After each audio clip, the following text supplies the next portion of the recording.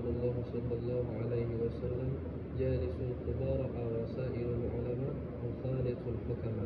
Haditsun sahihun rawahu Tabrani. Rasulullah sallallahu alaihi wasallam bersabda, duduklah kalian dengan orang-orang tua dan bertanyalah kepada para ulama dan bergaullah dengan orang-orang bijak. Hadis sahih riwayat Tabrani. Mana ya itu? Cek dulu.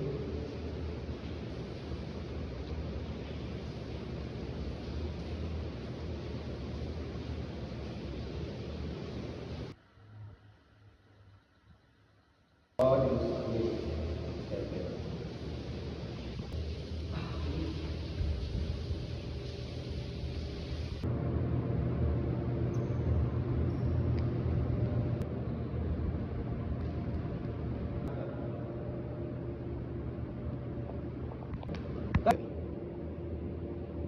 Abutnya nih, kurang dalam masjid baca hadisnya.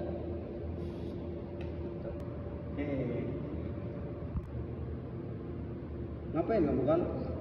Aku ini lagi membaca hadis. Oh, baca buku. Buku apa itu? Hari-hari gini kok baca buku. Nongkrong dong, mungkin. Ya, kita ini lebih tahu dengan hadis Nabi Muhammad SAW.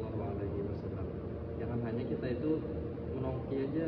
Ini nah hadisnya, nah hadis tentang kita duduk dengan orang-orang yang saleh. Coba kamu duduk dulu. Kita baca hadis-hadisnya Nabi Muhammad SAW. Hah? Baca-baca hadis? Buat apa? Tapi boleh dicoba sih. Mana sih hadis yang mau kamu bacakan? Coba aku pingin dengar. Siapa tahu menarik, siapa tahu. Ini ya, aku habis baca hadis tadi yang kedengarannya itu bagus banget buat kamu yang suka nongkrong-nongkrong gak jelas. Dari Rasulullah SAW, jalisul kubara wa sairul ulama wa khalitul hukama. Jadi artinya, duduklah kalian dengan orang-orang tua dan bertanyalah kepada para ulama dan bergaulah dengan orang-orang yang bijak. Jadi jangan sampai kamu itu nongkrong dengan orang-orang yang gak jelas. Mending nongkrong sama orang-orang yang mereka ilmu agamanya itu tinggi, yaitu para ulama, dan kamu juga harus bergaul sama mereka, orang-orang yang bijak, yang selalu bawa kamu kepada jalan menuju jalannya Allah Subhanahu wa Ta'ala. Memang kalau aku berkumpul sama orang-orang mereka itu, apakah aku bisa dapat manfaat? Apakah aku bisa kaya ataupun senang, terhibur dengan mereka? Apakah aku bisa? Kamu memang mungkin nggak menjadi orang yang kaya, tapi dengan kamu berkumpul sama orang-orang yang mereka itu ilmu agamanya tinggi, kamu semakin tahu tentang agama-agama yang kamu anut. Contohnya kan kamu agamanya Islam, otomatis kan kalau kamu bergaul sama orang-orang yang soleh, kamu juga akan ikut menjadi orang yang soleh, ikut menjadi orang yang mengerjakan akan kebaikan. Nah, kan nih aku kan termasuk orang yang buntu dalam masalah hal agama, dan aku ini sering mendengar hadis, tapi aku nggak terlalu tahu apa sih hadis itu, artinya apa.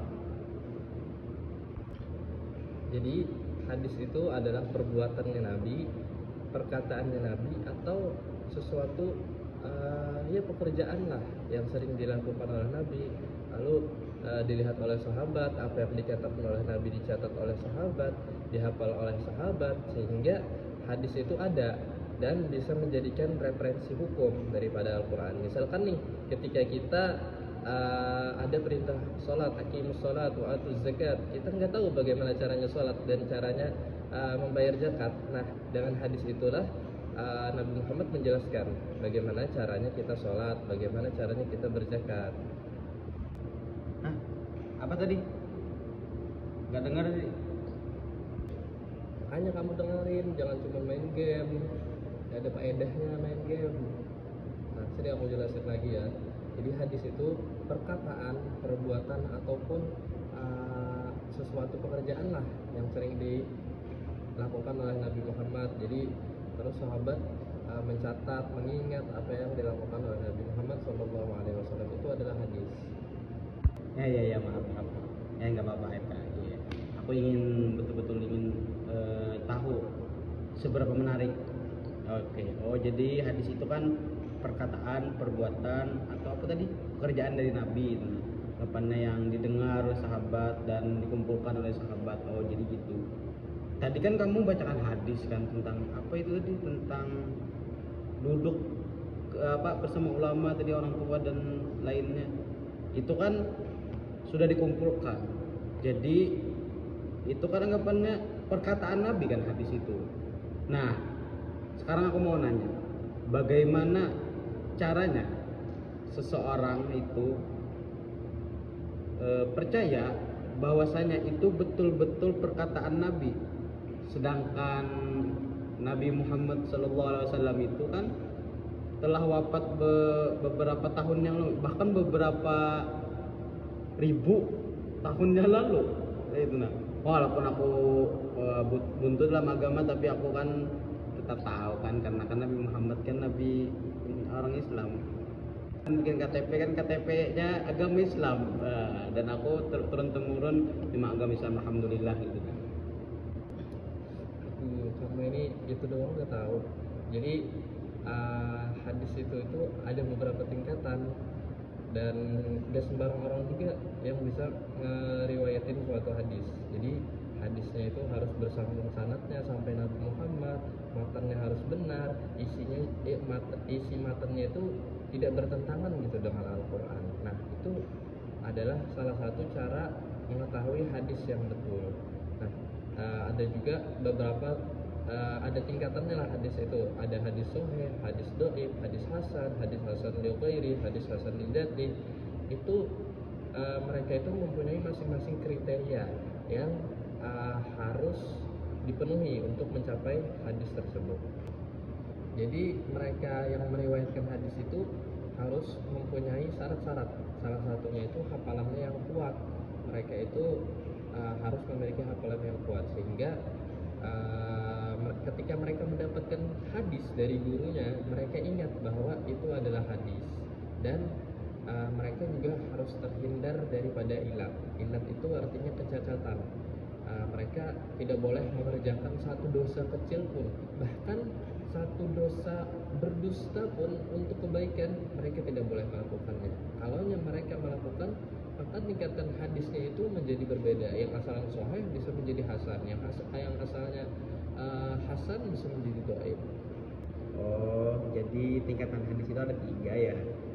Kan ada hadis apa tadi? Hadis apa? Oh iya, hadis ihsan. Lain, bukan. Hadis hasan.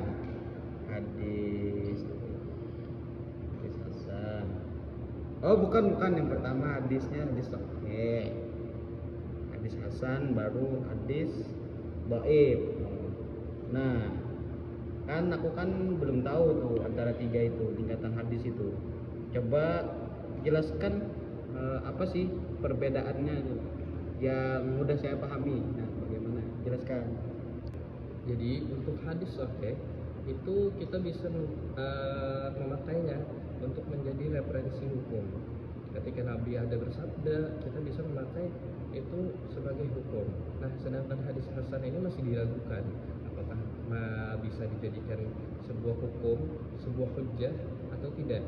Nah, sedangkan hadis dhaif itu tidak bisa dijadikan hujjah, tetapi bisa dijadikan sebagai fadailul amal. Nah, apa sih bedanya 3 ini?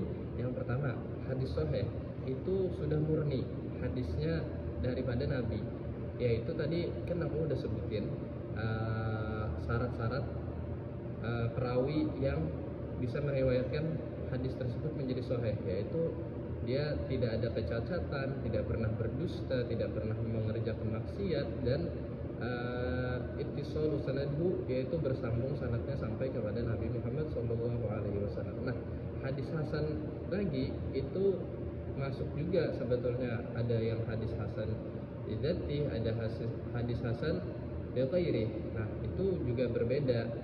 Untuk hadis hasan ada yang bisa mengambil jadi hujjah karena ada juga di dalam hadis sahih, sehingga persamaan antara hadis yang hukumnya hasan dan hadis yang hukumnya sahih, matanya itu sama, tetapi perawinya yang berbeda. Nah, perawi itu yang membuat hadis tersebut menjadi hasan. Sedangkan hadis dhaif itu perawinya itu ada yang memiliki kecacatan sehingga hadis tersebut menjadi hadis dhaif dan tidak bisa diambil hukum, tapi bisa menjadi fadhailul amal. Oke. Kan hadis apa tuh? Hadis yang menimbul itu hadis dhaif. Hadis dhaif itu tadi aku ada dengar apa? Fadhailul amal. Oh, fadhailul amal. Apa artinya? Fadhailul amal itu. Fadhailul amal itu adalah sebuah ungkapan untuk kita semangat beramal, semangat beribadah. Kan kita ketika ngerjain suatu amalan kan, walaupun hadisnya itu dhaif, ya kita kerjain aja. Kan itu cuman satu pencacatan. Siapa tahu memang betul hadis tersebut dari Rasulullah, cuman hanya karena seseorang yang membuat hadis tersebut menjadi dhaif, jangan sampai nggak kita kerjakan. Kan itu bukan hadis palsu. Oh, jadi itu.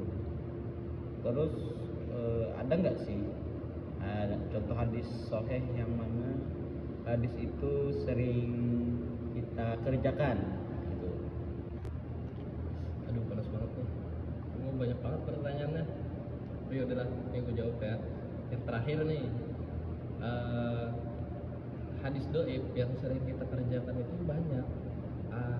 Contohnya aja nih, seperti sholat subuh pakai kunut. Nah, itu kan hadisnya dhaif.